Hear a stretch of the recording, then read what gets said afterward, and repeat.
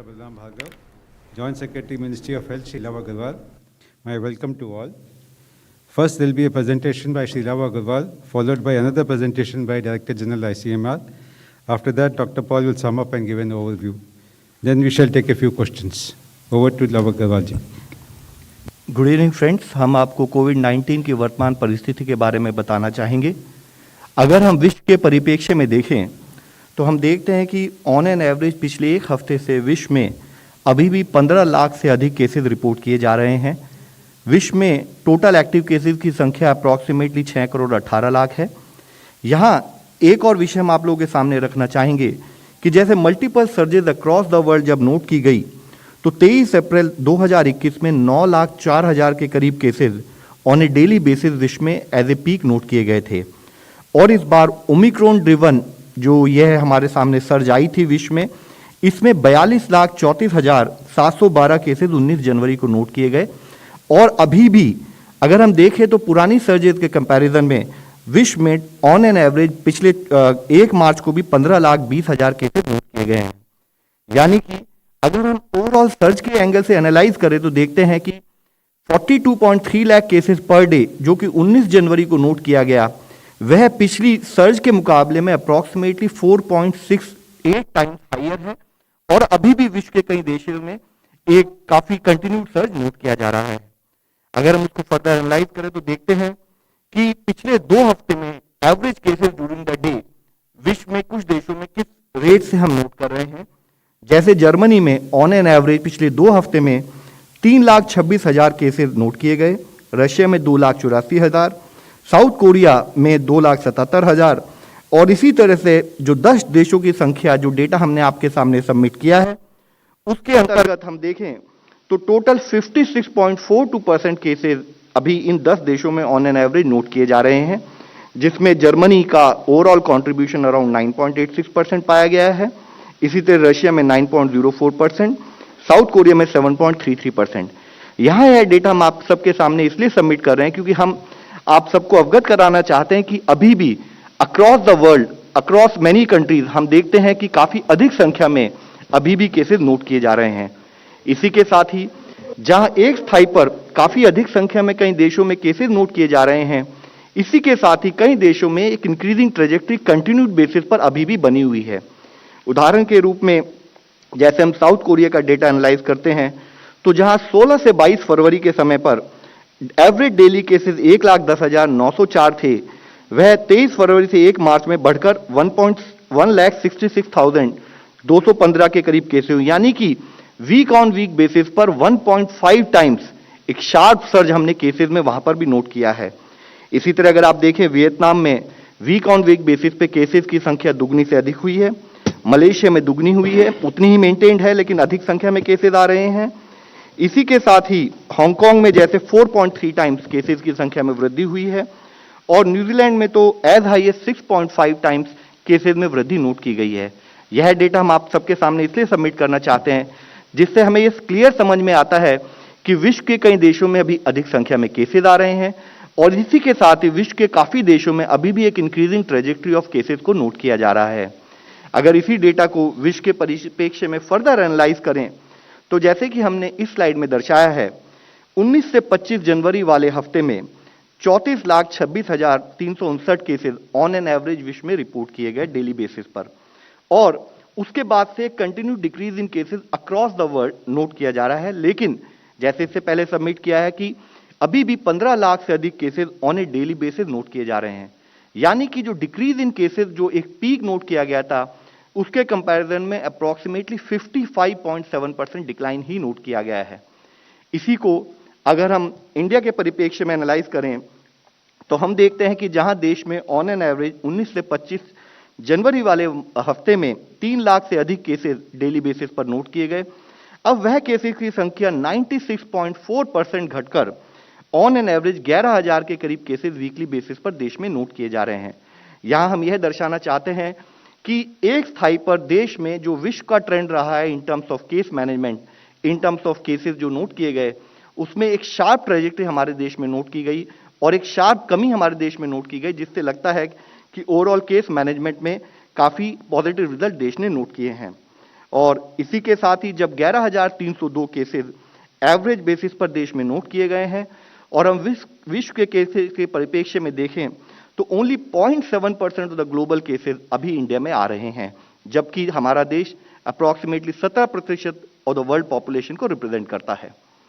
इसी के साथ ही अगर हम विश्व में डेथ की ट्रेजेक्टरी को भी एनालाइज करें तो जैसे कि इस स्लाइड में हमने आपको दर्शाया है,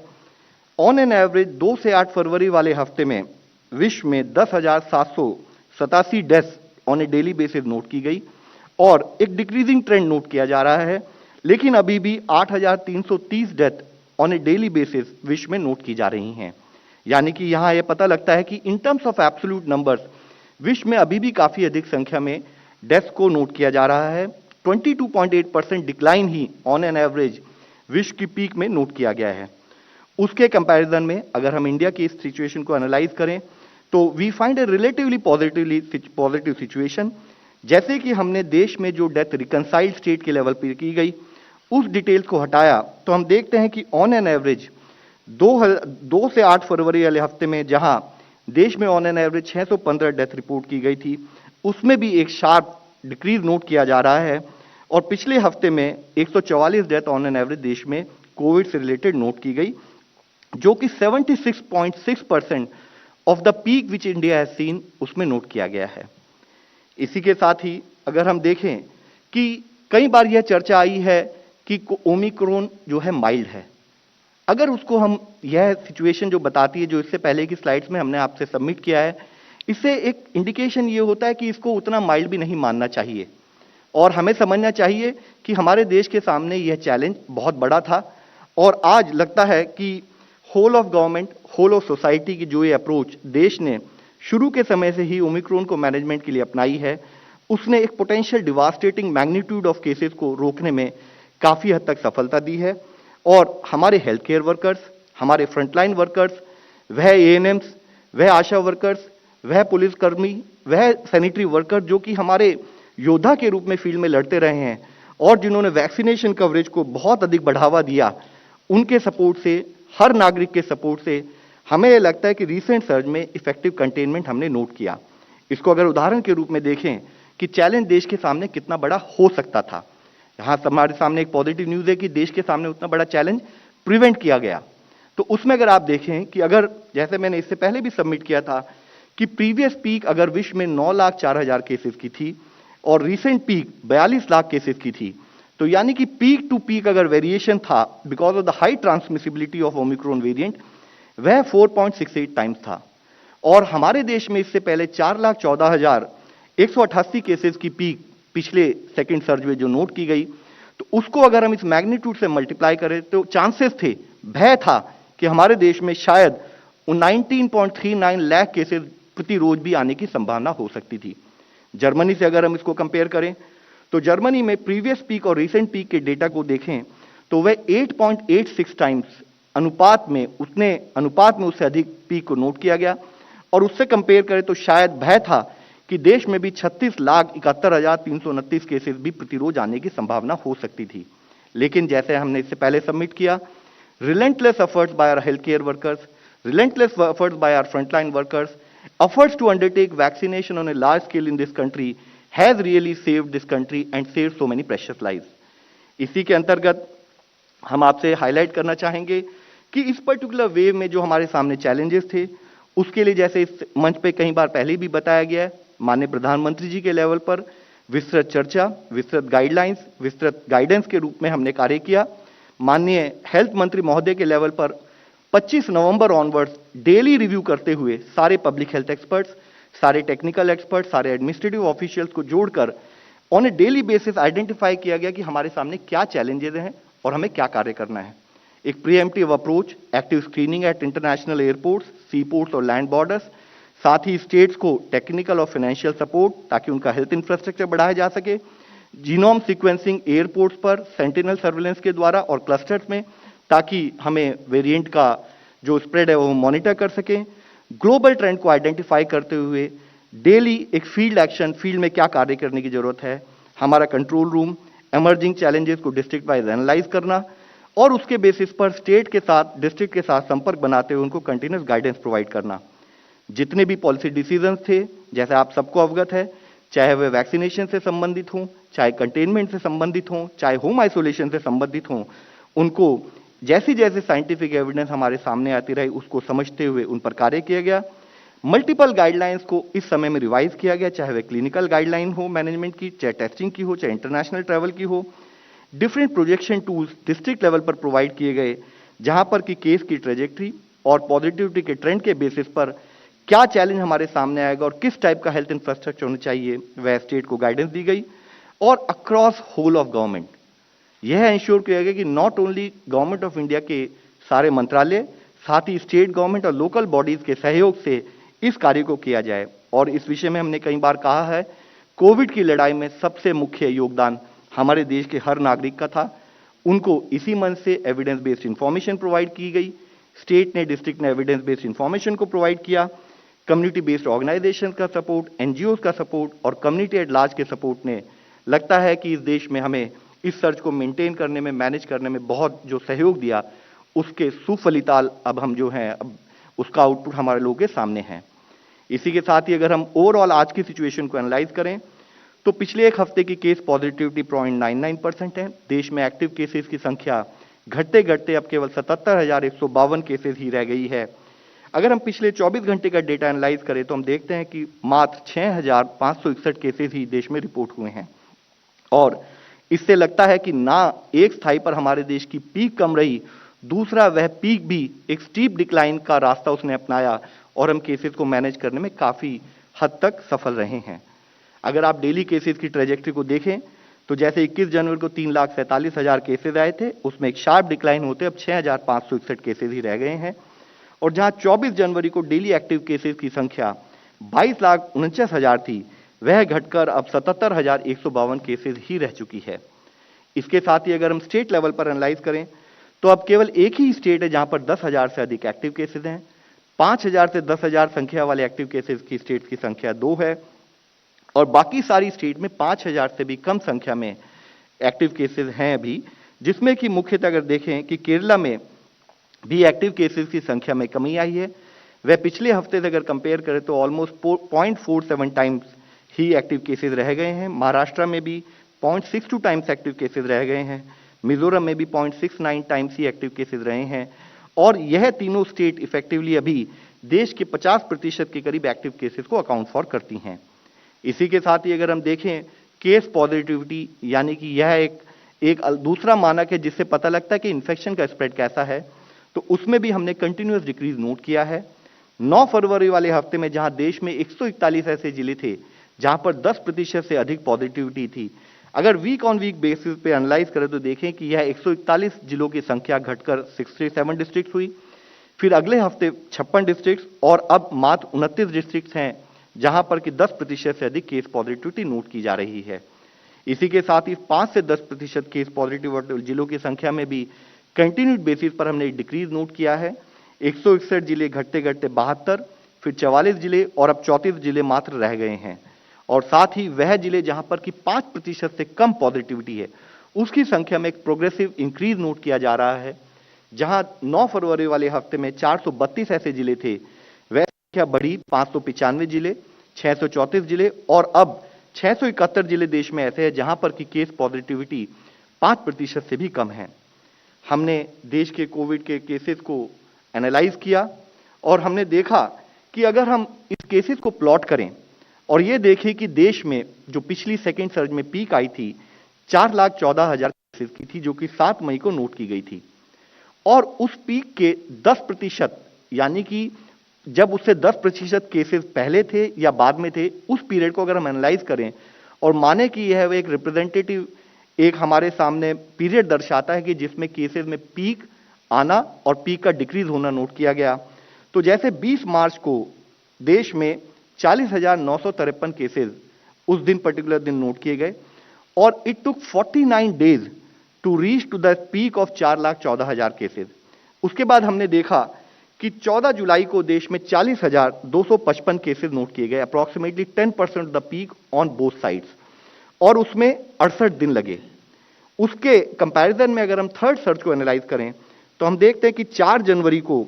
37,000 केसेस, 37,369 89 केसेस देश में नोट किए गए। और इसको पीक की तरफ जाने में, जो कि 21 जनवरी को 3,47,254 केसेस थी, उसको 18 दिन लगे।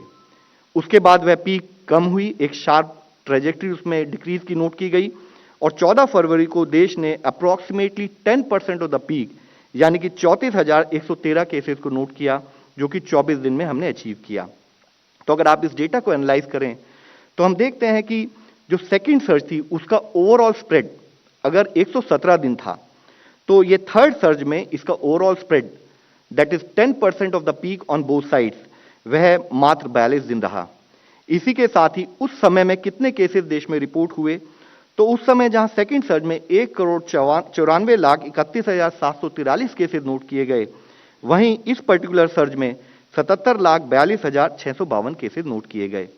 और जो दुखद डेथ हमारे देश में उस समय में रिपोर्ट की गई वह 2,52,000 थी, और इस समय में वह डेथ रेटा अराउंड 27,118 केसेस का था। इसमें से अगर हम रिकनसाइल्ड डेथ हटा दें, इस पर्टिकुलर पीरियड में जो रिकनसाइल्ड डेथ जो स्टेट्स ने नोट की थी वह 16,570 थी। उसके बेसिस पर अगर हम केस फैटेलिटी रेट को एनालाइज करें कि उस पर्टिकुलर पीरियड में कितने केसेस आए और कितनी डेथ रिपोर्ट की गई, तो हम देखते हैं कि जहां सेकेंड सर्ज में ओवरऑल केस फैटेलिटी 1.29% नोट किया गया, तो अगर हम रिकनसाइल्ड डेथ को भी माने तो हमारे देश में ओवरऑल केस फैटेलिटी रेट इस पर्टिकुलर सर्ज में 0.35% नोट किया गया। और अगर रिकनसाइल्ड डेथ को हटा दें तो देश में overall case fatality rate 0.02% note किया गया। यहां हम आप सबके सामने यही रिक्वेस्ट करना चाहते हैं, यही सबमिट करना चाहते हैं कि continuous efforts focus in terms of containment, focus in terms of case management and efforts towards vaccination have really served this India, this particular country right now very well in terms of management of the third surge.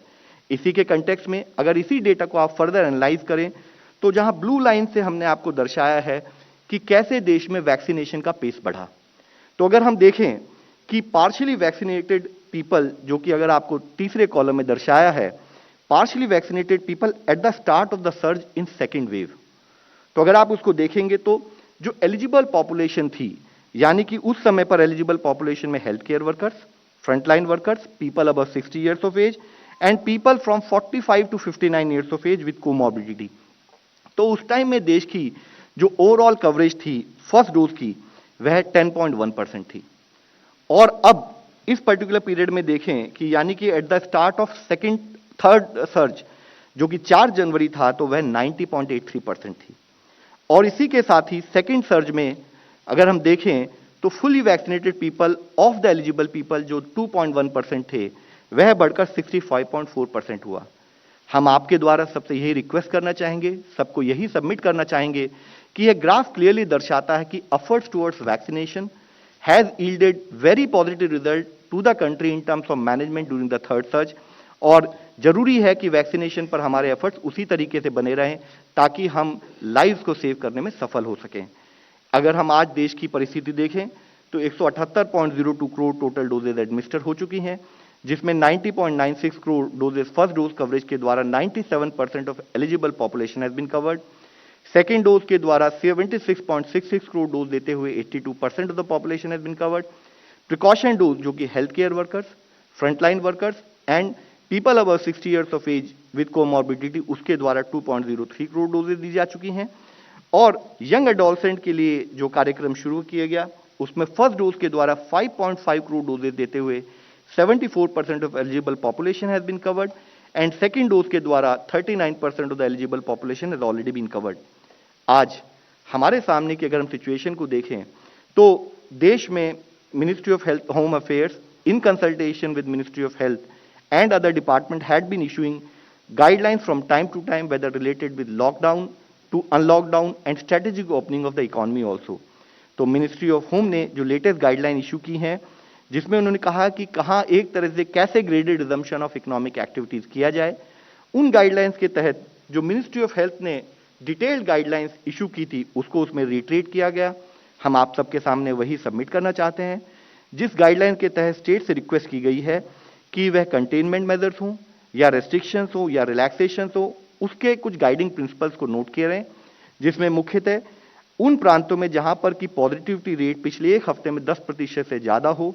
या bed occupancy, चाहे वो ICU beds हो चाहे oxygen bed हो, अगर 40% से अधिक वह ऑक्यूपाइड हो,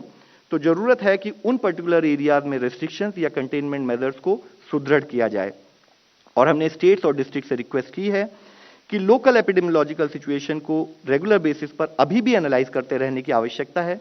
जिसमें मुख्यतः कितने केसेस आ रहे हैं, कहां क्लस्टर्स बन रहे हैं, क्या केस पॉजिटिविटी है, ज्योग्राफिकल स्प्रेड केसेस का क्या है, या हॉस्पिटल इंफ्रास्ट्रक्चर की उस पर्टिकुलर प्रांत में किस लेवल ऑफ प्रिपेयर्डनेस है, उसके बेसिस पर रिलैक्सेशंस और रेस्ट्रिक्शंस को as a guiding principle introduce किया जाए। इसमें मुख्यतः गाइडलाइंस में यह भी बताया गया है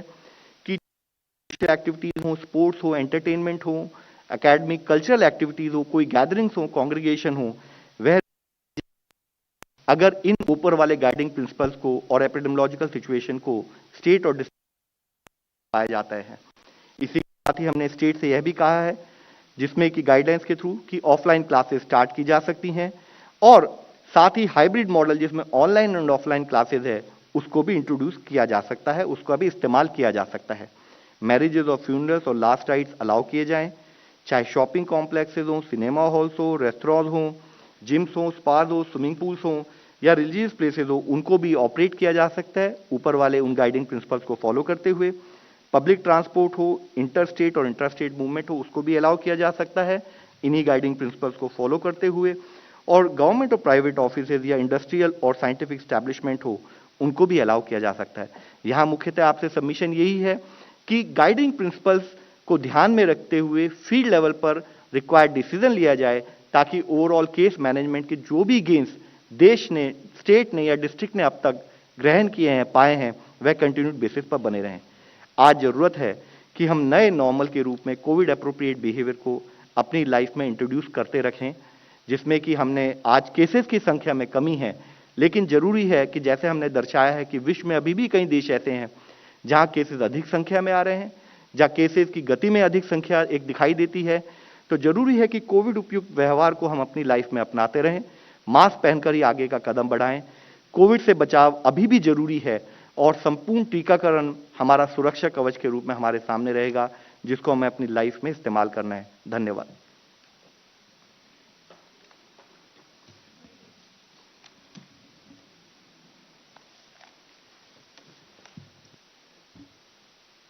Thank you so much. Now, friends, I will talk about the